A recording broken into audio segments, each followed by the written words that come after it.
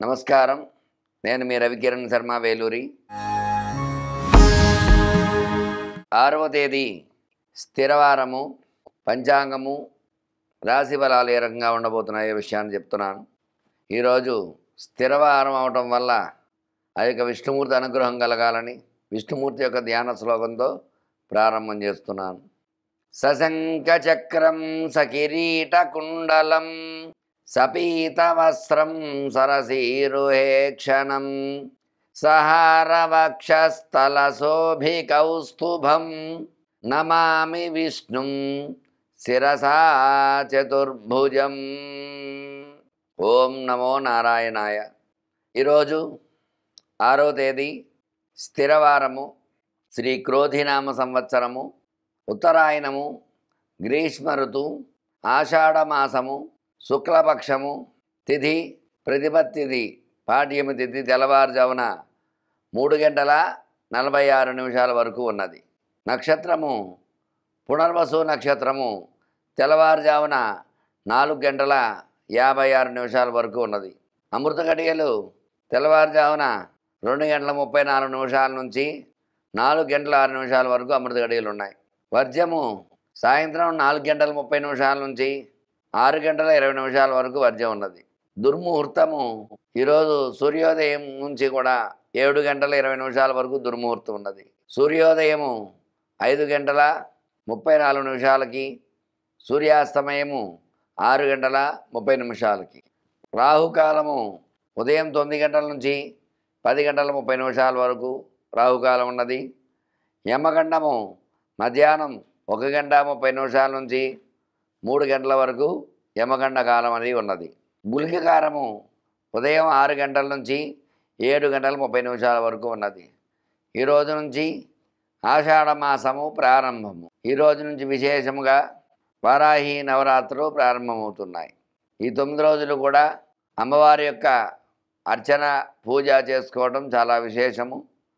అలాగే ఆషాఢ మాసము అంటే అమ్మవారికి చాలా ఇష్టమైన మాసంగా పరిగణించబడుతోంది. అందువల్ల ఇటువంటి ఆషాఢ మాసంలో మొట్టమొదటి రోజు స్థిరవారంతో ప్రారంభమవుతోంది కాబట్టి ఈరోజు విశేషముగా అమ్మవారి ఆరాధన చేసుకుని ఈరోజు నుంచి ప్రతి నిత్యము కూడా చేసుకుంటూ 9 రోజుల పాటు అమ్మవారి అనుగ్రహాన్ని పొందుకోవాల్సిందిగా కోరుచున్నాను. అలాగే ద్వాదశ రాశుల వారికి ఏ రకంగా ఉండబోతోంది అనే విషయాన్ని తెలుసుకోవడం జరుగుతుంది. ఈ రోజున మేషరాశి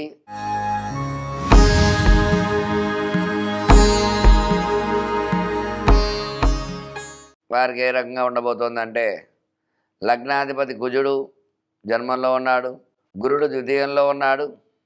ఈరోజు మిథునంలో రవి, శుక్ర, చంద్ర సంచారం జరుగుతోంది. అలాగే చతుర్థంలో బుధ సంచారం జరుగుతోంది. షష్టమంలో కేతు సంచారము, ఏకాదశంలో శని, ద్వాదశంలో రాహు సంచారం జరుగుతోంది. ఈ రోజున స్థిరవారం అవటం వల్ల వీళ్ళు వారాధిపతి శని కాబట్టి, శనికి కుజుడు వ్యతిరేకం కాబట్టి, ఈ రాశ్యాధిపతి కుజుడు కాబట్టి కొంచెం ప్రతికూల యోగాలు వచ్చే అవకాశాలు వీరికి ఉంటాయి. వీళ్ళు విశేషంగా శని భగవాను ఆరాధన చేయటము, 19 ప్రదక్షిణాలు చేయటము, నువ్వులు బెల్లము శనికి నివేదన పెట్టడం ద్వారా శని భగవాను అనుగ్రహం కలుగుతుంది. అలాగే ఈ రోజున ఓం శనీశ్వరాయ నమః అని 108 సార్లు జపం చేయడం ద్వారా శని భగవాను అనుగ్రహం కలిగి అనుకూలతలు వచ్చే అవకాశాలు ఉన్నాయి. తదుపరి వృషభ రాశి.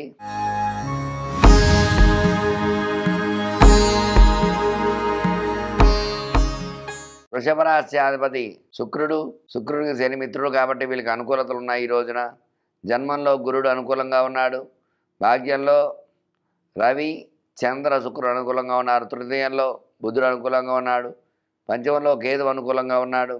అలాగే ఏకాదశంలో రాహువు, దశమంలో శని అనుకూలంగా ఉన్నారు. వీళ్ళకి వ్యయంలో కుజ సంచారం ఒకటే ఇబ్బందిగా ఉంది ఈ రాశి వారికి. అందువల్ల వీళ్ళు స్థిరవారం అవటం వల్ల కుజుడికి ఓం కుజాయ నమః అనే నామం జపం చేయటము, మరియు కుజుడు అనుకూలత కోసం కందులు దానం ఇవ్వటము, మరియు విశేషముగా కుజుడికి అంగారక స్తోత్రాన్ని వారం చేయడం ద్వారా అనుకూలతలు వచ్చే అవకాశాలు ఉన్నాయి.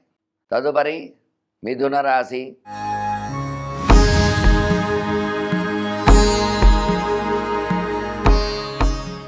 మిథున రాశి అధిపతి బుధుడు. బుధుడికి శని మిత్రుడే కాబట్టి ఈరోజు వారాధిపతి శని కాబట్టి వీళ్ళకి అనుకూలతలు ఉన్నాయి. వీళ్ళకి కూడా లగ్నంలో రవి చంద్ర శుక్ర సంచారము, భాగ్యంలో బుధ సంచారము, అర్ధాష్టమ కేతు సంచారం ఇబ్బందిగా ఉంది. అలాగే నవమంలో శని, దశమంలో రాహు, ఏకాదశంలో కుజ సంచారము, వ్యయంలో గురు సంచారం జరుగుతోంది. అయితే వ్యయగురుడు కాబట్టి చదువు రీత్యా కొంచెం డబ్బులు ఖర్చు అవ్వడం ఇట్లాంటివన్నీ వస్తూ ఉంటాయి.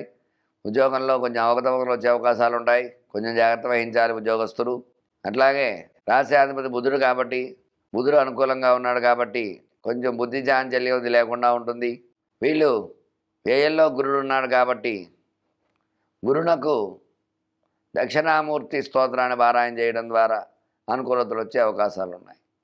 అలాగే శనగలు నివేదన పెట్టడం ద్వారా అనుకూలత వచ్చే అవకాశాలు ఉన్నాయి. తదుపరి కర్కాటక రాశి.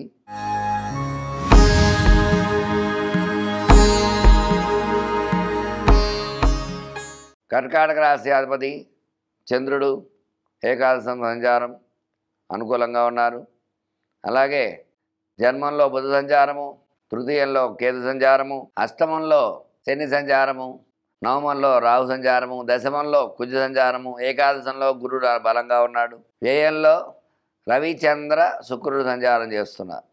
అందువల్ల అష్టమ శని అలాగే రవిచంద్ర శుక్రుడు ప్రతికూలంగా ఉన్నారు కాబట్టి వీళ్ళు నవగ్రహాల చుట్టూ 9 ప్రదక్షిణాలు చేసి ఓం రవయే నమః, ఓం చంద్రాయ నమః, ఓం శుక్రాయ నమః, ఓం శనీశ్వరాయ నమః అనే నామాన్ని జపిస్తూ 9 ప్రదక్షిణాలు చేసి నవధాన్యాలు సమర్పించడం ద్వారా గ్రహానుకూలత కలుగుతుంది ఈ రోజున. తదుపరి సింహరాశి.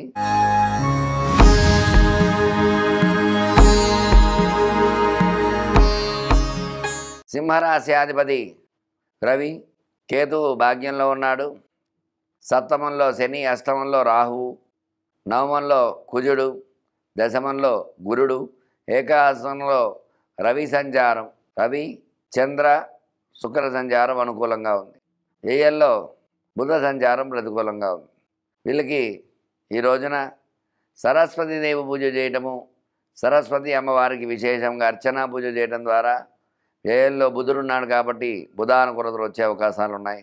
అలాగే అష్టమంలో రాహు సంచారం కాబట్టి వీళ్ళు వాగ్దేవ్యై నమః అనే నామాన్ని 108 సార్లు పారాయణ చేయడం ద్వారా అమ్మవారి అనుగ్రహం కలుగుతుంది. తదుపరి కన్యా రాశి.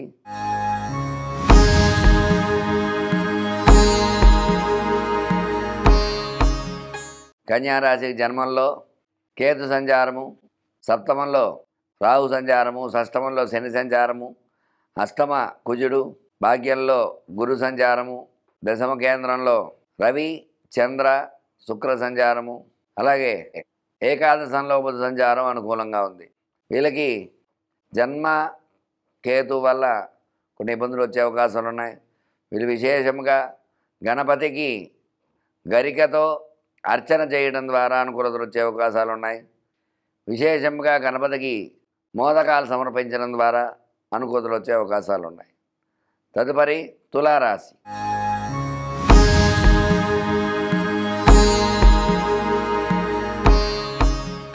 తులారాశి అధిపతి శుక్రుడు అనుకూలంగా ఉన్నాడు. అష్టమ గురుడు వల్ల ఇబ్బందులు ఉన్నాయి వీళ్ళకి. శని అనుకూలంగా ఉన్నాడు, రాహు అనుకూలంగా ఉన్నాడు, కుజుడు అనుకూలంగా ఉన్నాడు. భాగ్యస్థానంలో రవి చంద్ర శుక్రుడు అనుకూలంగా ఉన్నారు, బుధుడు అనుకూలంగా ఉన్నారు. వీళ్ళకి అష్టమ గురుడు ఇబ్బందిగా ఉన్నాడు కాబట్టి వీళ్ళు గురు స్తోత్రాన్ని పారాయణ చేయటము, ఓం గురవే నమః అనే నామాన్ని తలవటము, గురుడికి శనగలు దానం ఇవ్వడం ద్వారా అనుకూలతలు వచ్చే అవకాశాలు ఉన్నాయి. తదుపరి వృశ్చిక రాశి.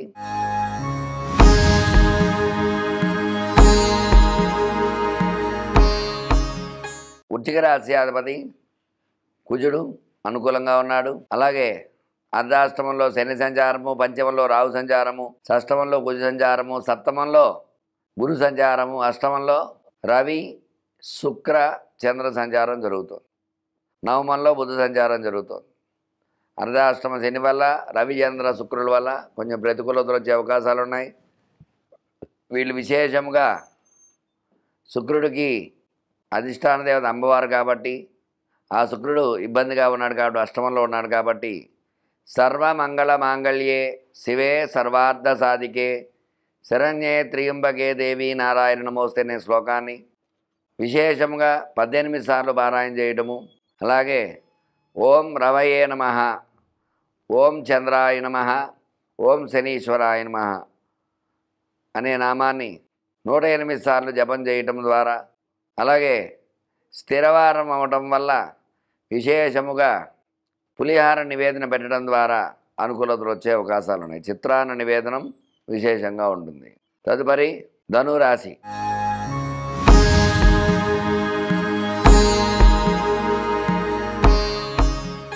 ధనురాశ్యాధిపతి గురుడు అనుకూలంగా ఉన్నాడు. తృతీయంలో శని సంచారం, అర్ధాష్టమ రాహు ఇబ్బందిగా ఉన్నాడు. పంచమంలో కుజ సంచారము, షష్టమంలో గురుడు, సప్తమంలో రవి శుక్ర చంద్రులు, అష్టమంలో బుధ సంచారం ఇబ్బందిగా ఉంది. అర్ధాష్టమ రాహు, అష్టమ బుధుడు ఇబ్బందిగా ఉన్నారు. మిగతా గ్రహాలు అనుకూలంగా ఉన్నాయి కాబట్టి వీళ్ళు విశేషంగా బుధుడికి ఓం బుధాయ నమః అనే జపాన్ని చేయడము, అట్లాగే హరిహరపుత్ర అయ్యప్ప స్వామి దర్శనం చేసుకోవడము, స్వామివారి అర్చన చేయడం ద్వారా అనుకూలతలు వచ్చే అవకాశాలు ఉన్నాయి. అలాగే అర్ధాష్టమ రాహు ఉండడం వల్ల అమ్మవారిది త్రిశతి స్తోత్రాన్ని పఠించడం ద్వారా అమ్మవారికి పూర్ణము బూర్లు సమర్పించడం ద్వారా అనుకూలతలు వచ్చే అవకాశాలు ఉన్నాయి. తదుపరి మకర రాశి.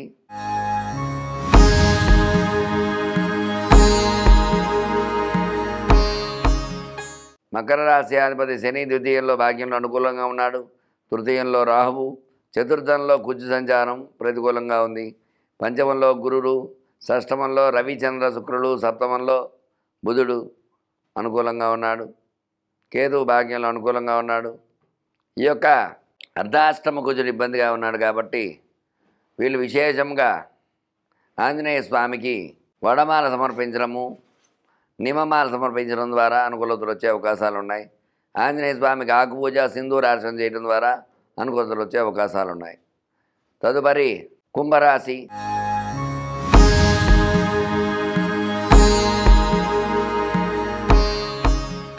కుంభరాశికి జన్మంలో శని, భాగ్యంలో రాహువు, తృతీయంలో కుజుడు, అర్ధాష్టమ గురుడు, పంచమంలో రవిచంద్ర శుక్రుడు, షష్టమంలో బుధుడు, అష్టమంలో కేతు సంచారం జరుగుతోంది.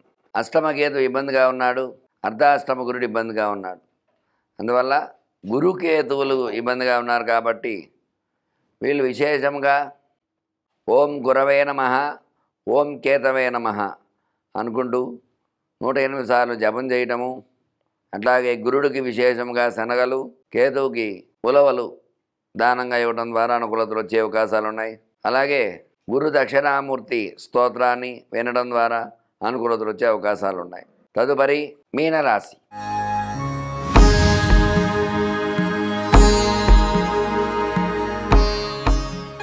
మీనరాశ్యాధిపతి గురుడు తృతీయంలో అనుకూలంగా ఉన్నాడు. ద్వితీయంలో కుజ సంచారం అనుకూలంగా ఉంది. చతుర్థంలో రవి చంద్ర శుక్రుడు ప్రతికూలంగా ఉన్నారు. అలాగే పంచమంలో బుధుడు అనుకూలంగా ఉన్నాడు. సప్తమంలో కేతువు అనుకూలంగా ఉన్నాడు. అయితే జన్మ రాహువు, అర్ధాష్టమ రవి చంద్ర శుక్ర వలన ఇబ్బందులు వచ్చే అవకాశాలు ఉన్నాయి. వీళ్ళు నవగ్రహాల చుట్టూ 9 ప్రదక్షిణాలు ఓం నవగ్రహాయ నమః అనుకుంటూ ప్రదక్షిణ చేసి నవధాన్యాలు సమర్పించడం ద్వారా అనుకూలతలు వచ్చే అవకాశాలు ఉన్నాయి. అలాగే అమ్మవారిని విశేషంగా అభిషేకము చేయటము, అమ్మవారికి కుంకుమార్చన చేయడం ద్వారా అనుకూలతలు వచ్చే అవకాశాలు ఉన్నాయి. చూశారు కదండి ఈరోజు పంచాంగము మరియు రాశి ఫలాలు ఏ రకంగా ఉన్నాయో.